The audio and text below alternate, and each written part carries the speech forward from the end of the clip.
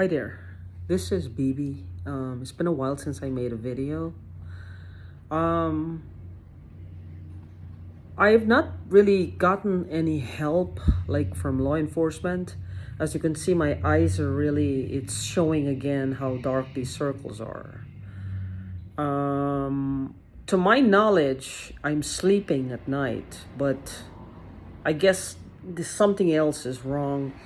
I think what it is with this voice to skull, like I don't know the specifics of what it is, but what I'm feeling or what I'm guessing, it's electric frequency, radio frequency that no, there have been experiments out there that water, and we're mostly made up of water.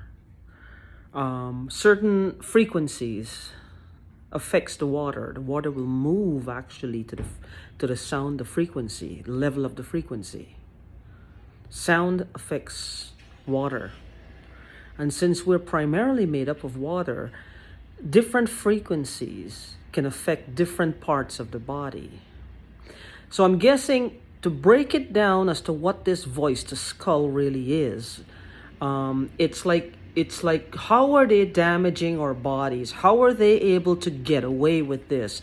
I mean, they have been doing this for a while. I don't know how long. I don't know who it started with or how it got started or whose idea it was to start this whole process. This could have been a government thing, and hackers hacked in and they got a hold of it, and then they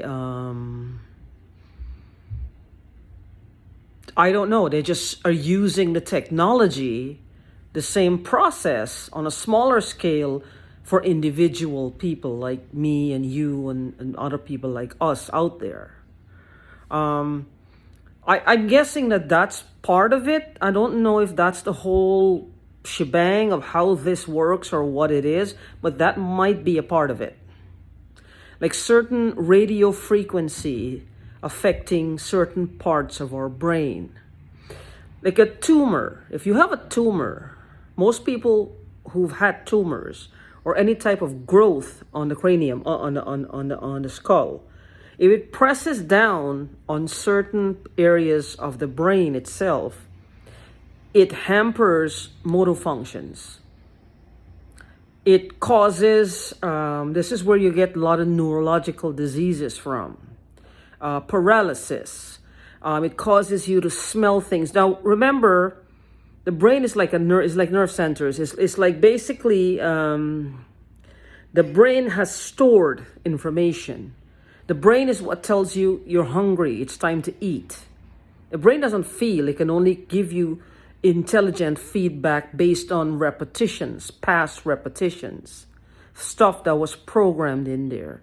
You eat 3 times a day, you shower once a day, you brush your teeth, you get up and open the door if someone knocks, you eat when you're hungry, you drink when you're thirsty. So that's how it works, and this is how programs are developed. So good programming that is helpful and healthy, and also bad programming that is addictive and is derogatory to self and others. It also diminishes your capacity, like drugs, alcohol, any type of abusive behavior, whether verbal or physical, mental, whatever, it stores that and it looks to repeat it. So when you press down on certain areas of the brain, you can smell something that isn't there. Like you can smell some food cooking, something. It's like something that gives you pleasure or something that gives you pain. Now, these people have studied us for a long time, almost like lab rats. They know us. They know our thoughts. They know our habits. They know what we're afraid of. They know what makes us tick. They know what makes us go. They know what makes us stop. And they play with these things mercilessly. They've made us like toys, basically. It's like we've become toys to these people. And I think, bear with me here, that somewhere along the line, some of them have grown addicted to this behavior. This itself, messing with us, is an addiction to them. They think of us like their personal puppets, like their personal toys, like they own us. It's almost like human trafficking for a bunch of degenerates, because it's like it's almost a head rush, and they feel possessive of us, like they own us. They have messed with us, and they feel a sense of ownership, a sense of entitlement, like over this body. My particular situation, I know who the people are, and they refer to me as it. The person, the female, I know the female, and she's the one mostly in my head. She she refers to me as it. She disassociates completely. She refers to me as it. She doesn't really see me as a person anymore. And this could be just made up to irritate me, but the mere fact that she is referring to me as it shows a sort of disassociation already. She's disassociated from me as a person. She sees me just as an object that is hers, and she owns me, and she is I'm like a toy, I'm like a robot, I'm like a puppet, like I'm just a thing for her to play with.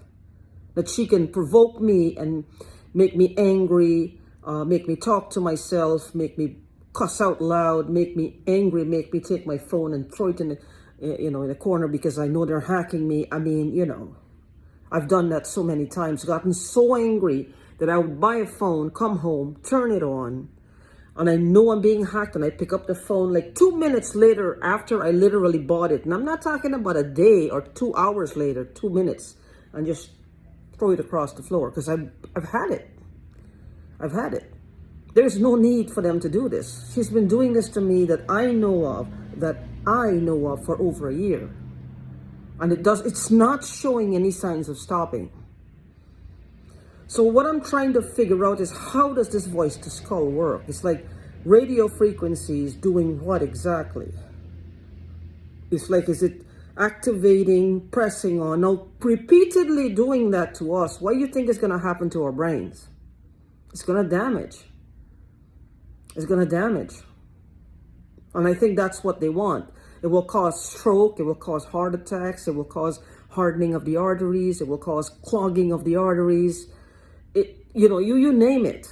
About 3 weeks ago, I think, or 2 or 3 weeks ago, I was literally urinating blood. There was literal blood in my urine. I could see it, and I had to go to the doctor right away. I mean, it's getting bad. I don't drink alcohol, and I don't do drugs. I live alone. I don't use public toilets. Where would I get an infection from? To that extent, there wasn't just a little bit. I saw it. It was literal blood in the urine. It was red. So I've never had that before. Never, ever, ever. It's only happened now. And they're targeting areas like your heart, your head, and your nether regions. Because I have a lot of pelvic pain. Sometimes I used to feel like, imagine somebody has like a hammer and they're crushing my pelvis. How hard. It really, really hurts. The pain is bad. And with this, I'm not sure. To me, I'm sleeping. But I guess something else is going on here. I don't know. And the smell of this gas is very, very strong. I don't know. These hackers, this new mode of doing this, these people have chosen a path on a group of things to do to us that is so hard to pinpoint. This is why they're allowed, or they're able to get away with this, and have been for so long. They're almost like, if you don't catch them in the act, it's kind of hard to pin it down. You know what's happening because you can feel it. But remember, they're there watching. You call the police. By the time the police gets here, everything is gone. There's nobody around. But they don't know. Everything is fine. The police can't go searching anybody else's house without a search warrant. And they know that. They know that. They can't go searching anybody's house without a search warrant. And for that to happen, they would have to have a real actual reason to get a search warrant. I mean, this is the police. This is the police, right? So the criminals, unfortunately for us, their hands are not tied behind their backs. They can do whatever they want, whenever they want and get away with it, because this is how they roll.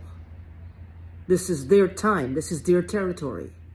They can do whatever they want. They hide behind the same law that we look for to help. It kind of protects them. It protects them. The umbrella of the law protects them. So that's how I see it. And I'm trying to figure out how this voice to skull works. How close do they have to be for this to work? How does it work? And, you know, I just don't understand this. This is evil. This is evil. Only evil people would do this to a human being. Only evil people. People who want to see another person dead. Death is the ultimate goal they have. I have no doubt. Death is the ultimate goal. But look out for yourselves, and if you have any ideas, please let me know what to look for, anything that can help. I really appreciate it. Peace.